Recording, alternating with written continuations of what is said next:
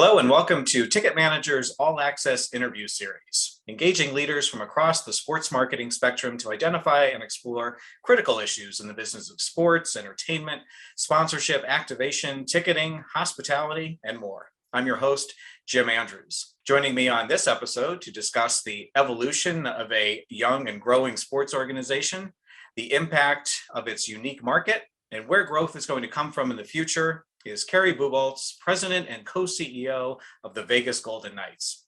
Kerry, welcome and thank you so much for joining us. Hey Jim, it's our pleasure. We're happy to be here and always glad to talk about our favorite hockey team. Well, let's do that. So much has happened since you arrived in Las Vegas 5 years ago, and the Golden Knights started playing a year later. I'm wondering what have been the most kind of unexpected developments for you in that span of time. Obviously, I think we can all agree COVID was one, and we probably don't need to talk too much about that. Yeah, Jim, I think there were several points that kind of tie back into that. Initially, it was just the narrative of professional sports at the major league level even being open to a market like Las Vegas. For years, the NBA, the NHL, the NFL had talked about Las Vegas. Obviously, it was one of the fastest growing markets in the country, but there was always that one element of gaming and gambling that forced the leagues to be hesitant. And I give Gary Bettman and the NHL a lot of credit in that they really, I guess, stepped back and said, well, wait a minute, maybe we're looking at this with the wrong lens, and concerned about gambling and what that could do for the integrity of our game. Maybe we're looking at it from the wrong perspective, which is really the safest place from a gaming perspective really is in Las Vegas because it is so heavily regulated. And so I give Gary Bettman a lot of credit. The narrative, when I got here back in October of 2016 was not that this was a good decision. Right. The franchise was officially approved in June of 2016, and we started to put the organization together. And I can remember that narrative, that first kind of 12 months before we ever started playing hockey, which was, it was a bad idea to put another NHL team in a southern tier or desert marketplace. Right. They didn't like our name. They thought our name was terrible. And so there was a narrative about how bad our name was. There was a narrative about our logo and that it was a bad logo. And then once we got to the expansion draft, the hockey experts, so to speak, thought this may be the worst roster of players they had ever seen. And of course, we thoroughly enjoyed all of that narrative because within probably about 2.5 to 3 months into that season and back in 2017, where initially it was, well, they're getting very lucky, right? And then by mid-season, it was, you know what? This is actually a pretty good roster. Right? And there were a lot of GMs looking around going, I would take that roster over mine any day of the week. And then, of course, the buzz that was being created with the franchise regarding the game presentation, the event, we were really, in a lot of ways, recreating the event experience for the National Hockey League. And we were doing it, all under the guise of, hey, let's just be a little bit different. Let's be Vegas in how we present this. And this is the entertainment and sports capital of the world. And there was a lot of great entertainment that we could tie into that made for just one heck of a show. And really, really proud of what we were able to accomplish that first year. So the question was, what's the biggest surprise? The biggest surprise for me was that we were able to take that narrative in a really, really quick fashion that was so negative. And all of a sudden, Gary Bettman was being hailed as an innovator for the work that he did in selecting this, which, by the way, is well-deserved because he saw the vision all along. And of course, our hockey folks, well-deserved, in terms of the work that they did, the decisions that they made, and just the organization in general. And the fact that, by May of that first year, not only were we playing in the Stanley Cup Finals and we're one of the lead revenue teams in the league across every category, but I'm really proud of the fact that we were named the Sports Business Journal Team of the Year. And, that was just such a special year. So the speed at which we were able to really take a startup franchise and establish it at such a rapid pace is probably the biggest surprise. And of course, now here we are 5 years later. Not only do we have the Vegas Golden Knights, and we're still one of the top revenue performing organizations, and our game presentation still considered one of the best in sports. But we have two teams now. We have an American Hockey League team playing right here in Henderson. And it's just been an amazing 5 years. Yeah, and kudos on all of that, because I think everyone would agree that you've become a model franchise and something that everybody looks up to, which is no easy feat to do in that short amount of time, starting from scratch. So, and I have to say, I'd heard about the game day experience, and I was a little skeptical about, well, how different could it really be? And I was out there, I think it was February of 2019, and got to experience it myself, and really was blown away by what that experience is at T-Mobile Arena.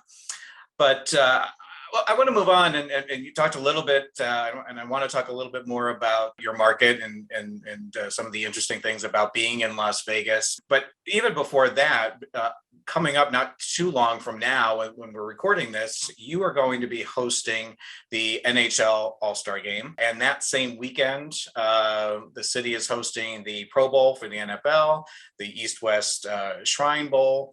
So I'm just wondering, what kind of opportunities does hosting the All-Star Game with everything else that's going on that time, what does that create for the organization? It really is a unique narrative, because a lot of folks were like blown away by the fact that you've got 4 major events happening consecutively, Thursday through Sunday, that weekend in February, with the All-Star Game for us, skills competition, the Pro Bowl, but also the college East-West Shrine Bowl. And I remember thinking, well, but there's been numerous weekends along the way where we've had a major UFC fight or a major boxing world title championship fight, along with a NASCAR race, along with an NFL game with the Raiders, along with the Vegas Gold, all of that happening literally in a 2-day period of time, in addition to all of the other events and activities that normally happen on the Strip, literally 7 days a week here in Las Vegas. And so, it really helped just kind of reinforce this narrative that we've started to see here locally, that not only is this the entertainment capital, but it's the sports and entertainment capital. To have that many mega events happening in such a short period of time, most cities, to have those 4 major events happen in 1 year would be a great year. Yet here we are doing it in a 4-day period. But to get back to your bigger point, what kind of opportunity it is. One, to be side by side with the National Football League and the Pro Bowl. And our new broadcast partners at ESPN, I think that's a tremendous opportunity. Sure. There'll be a lot of cross promotion, not only in terms of the games themselves and the events, but what's happening in the community.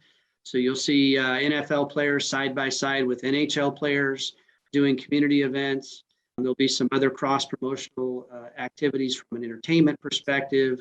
There'll be some events between crossovers with sponsors and other league executives. And so those are all tremendous opportunities for our league. The National Football League is obviously tremendous in what they do, and the people that follow that sport, and the numbers, which are just incredible.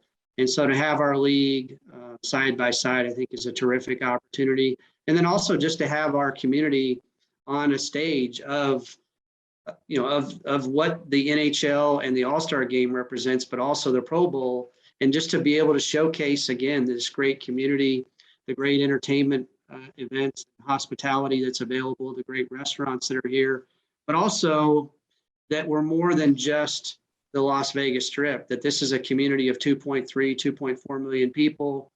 And I always like to joke, guess what? We actually have residential neighborhoods. Yeah, we have grocery stores, we have churches, we have schools.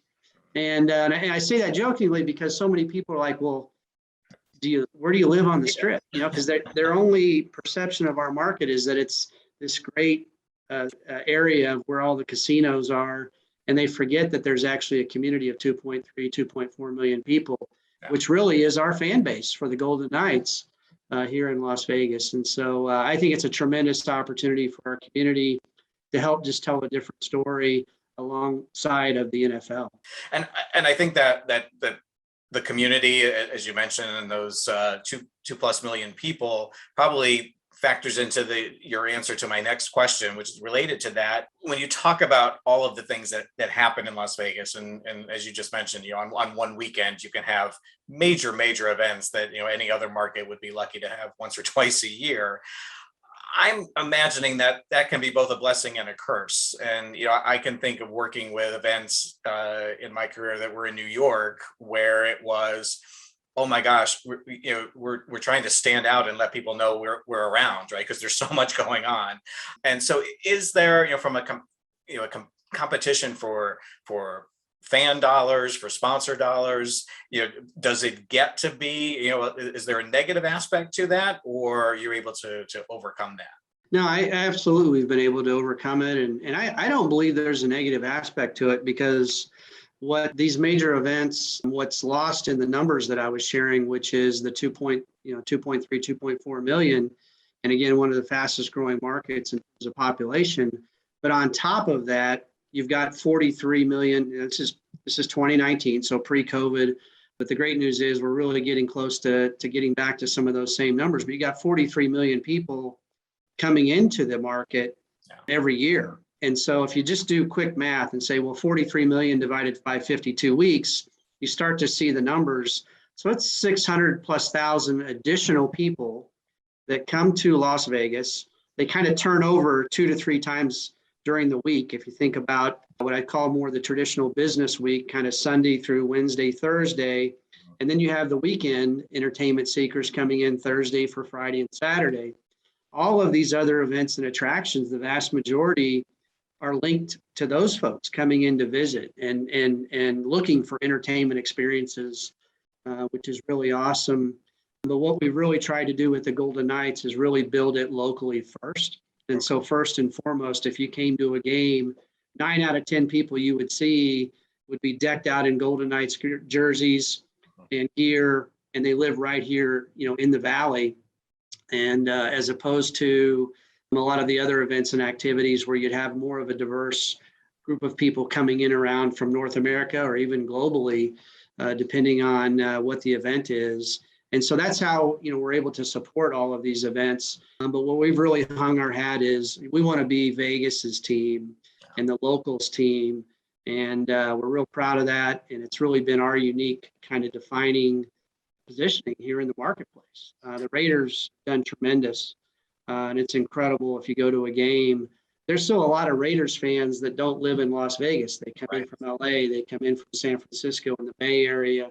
The Raiders are they're really a national brand in a lot of ways. And so there may be the vast majority are in Raiders gear, but a much smaller percentage actually live here in the Vegas Valley, where our games is completely different. 9 out of 10 people are right here, live right here. And that's been our unique positioning. And so we just work hard to control those variables, and it's allowed us to really build a great business. Even though you obviously are kind of, that have that local focus with your fan base, I assume there's some type of marketing plan though for the people who are coming as tourists and or maybe the convention business in Vegas? That first year we did put a lot of focus on that because we just didn't know what the dynamic or what the demographic profile or geographic profile would look like. And what we started to see was more and more that we had a tremendous opportunity to really build it locally first. And that's really been our priority.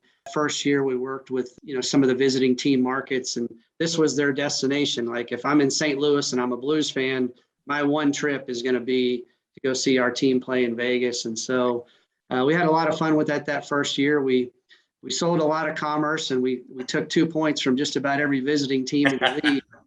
And so we had a lot of fun with it, but we knew that for us to really make this work long term, that could be nice to have, but it shouldn't be the priority and focus of your business. You have to build it locally.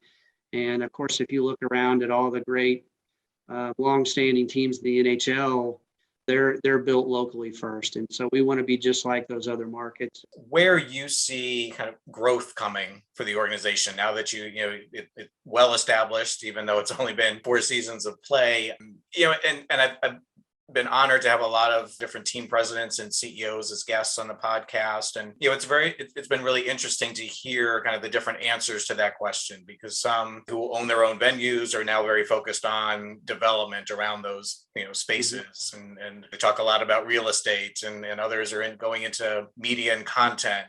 So can you share some of the plans that you and your chairman, Bill Foley, have in that regard? Yeah, I think there's a couple of different pieces to this. I'll kind of start with just more the core of what we do with the sports side of our organization. From early on, we wanted to position the Golden Knights because Las Vegas really is a global brand. It's one of the most recognizable brands of a city.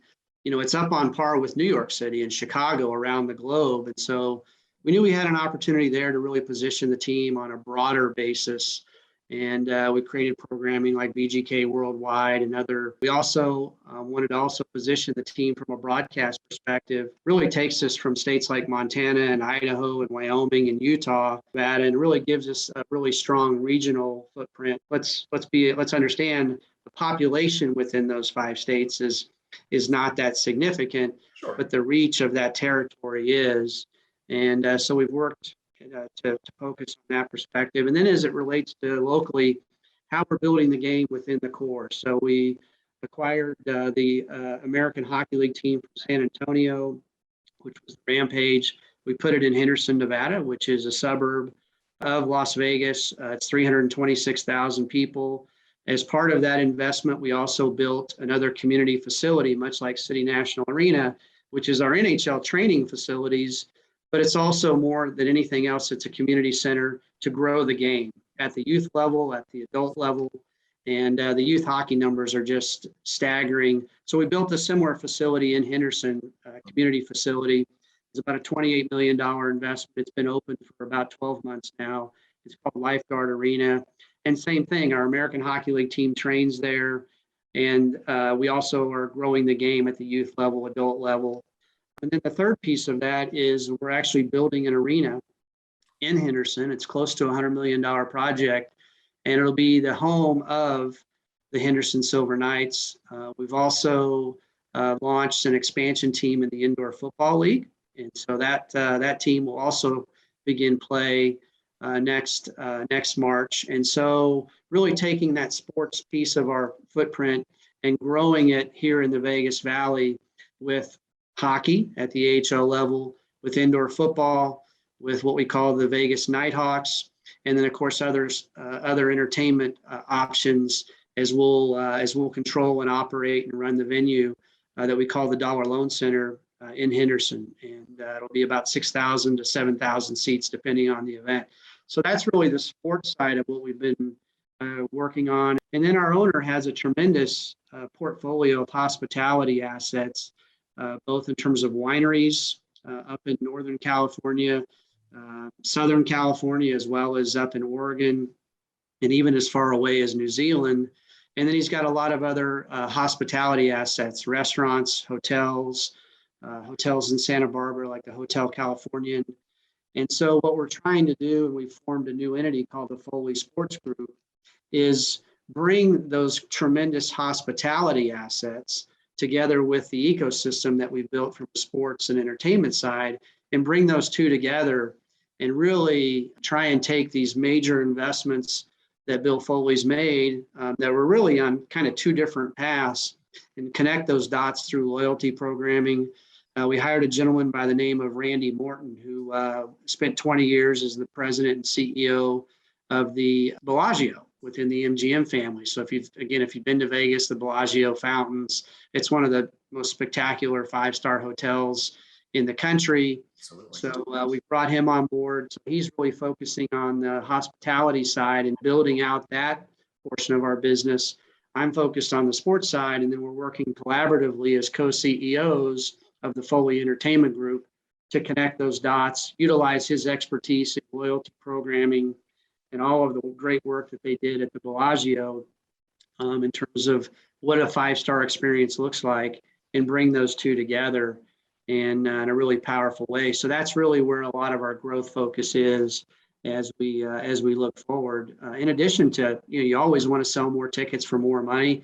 You always want to drive more sponsorship revenue and continue to find ways to maximize every opportunity that you have, retail, et cetera.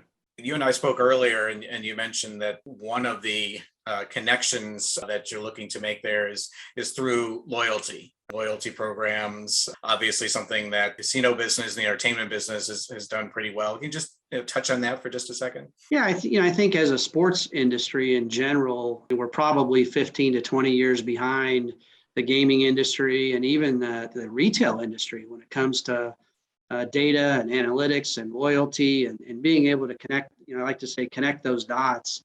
It's one thing to capture the data, but how are you utilizing the data to drive revenue? Exactly. And I think that's really where the casino industry, I can remember my time in the NBA, they did an amazing job of the sharing of best practices around not just the NBA, but they would bring in the CEO of Caesars Entertainment to talk about Caesars rewards, because it's not who's doing it the best in the NBA, who's the best in class in the world at what they do. Right. And so they would bring in, Caesar's rewards. I mean, and so we could all learn from those experiences. We all talk about that 360 view of our consumer and our fan. So, but a lot of teams are able to talk about it, but who's actually able to deliver on communicating across all of those different opportunities? And we certainly aren't there yet, but we're aspirationally utilizing our ticketing partner at Access. We're also working closely with, again, Randy and his expertise with what they did within the MGM family, and really trying to connect all those dots. It's almost impossible these days to have a conversation about our business, sports and entertainment, without talking about the role of cryptocurrency and the blockchain, and not just because of the sponsorships that we've seen lately, but I think also from an operations standpoint in terms of making the decision to accept crypto for payments, the issuing of NFTs. Clearly, it's early stages for everyone, but can you just talk a little bit about how your organization is looking at that space, and maybe even kind of broaden that out and talk to us about some of the other areas that you're really innovating in? Yeah, no, that's an exciting one because there's so much unknown in terms of that opportunity and potential, and I do give both the NHL and even the NBA, and I can't speak to the other leagues in as much detail, but they have seen the opportunity that's rapidly being created in this space. And so allowing teams, as an example, there's a new inventory item that the NBA started about 5 years ago with the jersey patch on the logos, jersey patch logos on on their jerseys. And so the NHL is now stepping into that space beginning next season. The category of cryptocurrency was one that was different. It was new, but they saw the opportunity and said, you know what, we're not going to limit teams from having opportunity for that revenue stream. So our first focus has been within, in terms of that category, has been within talking to different companies and finding ways to see if there was an interest in engaging with the organization relative to our sponsorship. At T-Mobile Arena, which is where our NHL team plays, we're a tenant partner in that venue. So the booking and the operations are really being done through our partners at AEG and MGM. And so we don't have the same kind of opportunities to integrate that sponsorship across the entire fan experience with cryptocurrency. So as we look at the Dollar Loan Center, our new arena in Henderson, we are thinking about ways that we can be more forward thinking and ultimately create different revenue streams in terms of accepting payment. There's a company that we're talking to called CoinCloud, and CoinCloud essentially has, the best description I can have of what they do, and they do a lot more than this, but they have essentially ATMs where you can transact both in terms of buy and sell with cryptocurrency. And so just having that available inside the venue, and then ultimately being able to translate that to the overall fan experience, point of sale for retail, point of sale for food and beverage, and how those dots get connected. Those are all things that we're thinking about. Certainly in the category, even as we're just talking about sponsorships, whether it's the jersey patch or even other different programs, they want to pay in cryptocurrency. And so as an organization, you got to make the decision that you're okay with that. And so the league has done a great job making sure that those obvious questions that a lot of teams have, which is, well, how does that translate to when we convert that to actual normal currency in terms of the players and player compensation and what we call hockey related revenue, those kind of technical questions that tie back to the collective bargaining agreement. And so the league has done a great job of pre-answering a lot of those questions for the teams. And so we can accept payment. And I think it's a really exciting new category. And we also have seen some opportunity from a retail standpoint with the NFTs that a lot of teams have done, and so we're starting to get more aggressive in that space, and just looking for more and more ways to monetize this tremendous brand that we've built here. One last thing before I let you go, and I just want to take the opportunity because you came up through sports in a variety of sales roles, and obviously we have a lot of folks who are in sales roles for different organizations that listen to the podcast. I'm wondering what advice you might have for salespeople who aspire to someday transition into executive leadership and business operations and just general management. So any words of wisdom for those folks? Yeah, I think first and foremost, maybe just leading, the fact that they've already made the choice to build their career through the revenue side. I think that's an important thing. I try to encourage folks when they're looking at it on a more wide basis, follow the revenue. And it's not to say that the other areas of the business aren't important, because they are. But at the end of the day, I like to say this is not a very complicated business, even though it's become much more sophisticated over the years. Yeah.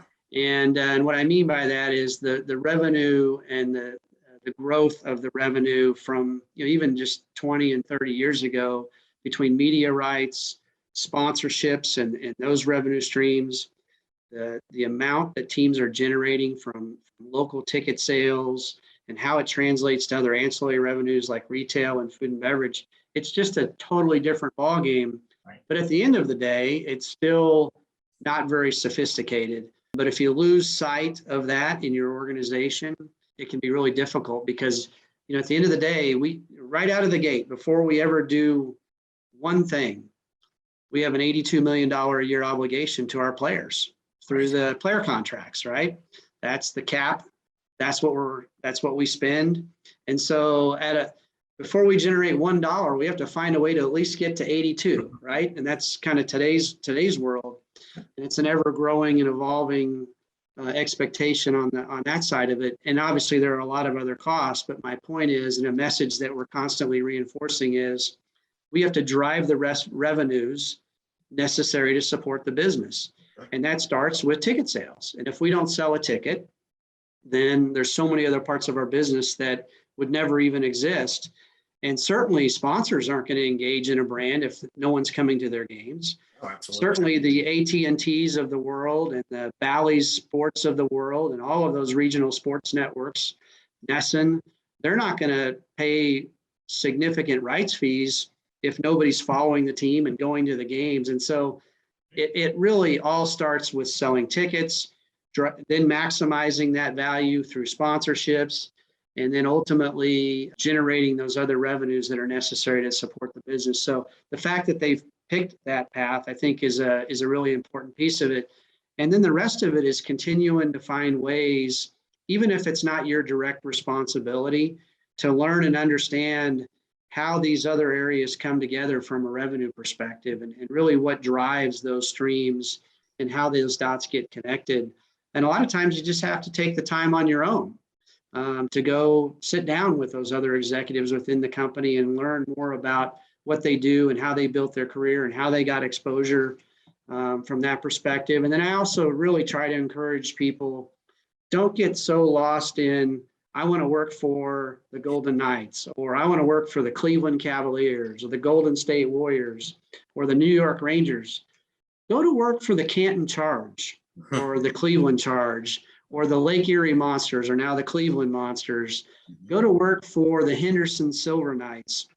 And why I encourage that, minor league baseball, there's so many great organizations. Fundamentally, the business is the same, even though the dollars are much more significant. Fundamentally, the business is the same, but you're going to get exposure to every area of the business. You're going to wear multiple hats. It's going to be normally it's a smaller organization. And so you're going to get exposure to more areas. And so I really try to encourage, especially young people, like I get it. I understand it. In terms of, hey, it is cool to say you work for the Cavaliers, the Golden Knights, or the Warriors. But if you really want to learn the business across the entire enterprise, find a job in minor league baseball or the NBA G League or the American Hockey League, and it will pay dividends for you down the road. And I know you speak from experience in that. So. Yes.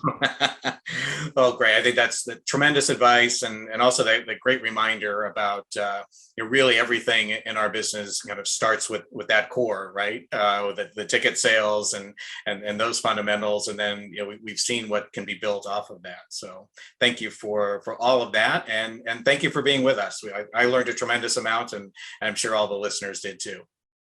Jim, thanks for the time today. All right. And on behalf of everyone at Ticket Manager, thank all of you for watching and listening. And please join us again for the next episode in the All Access interview series.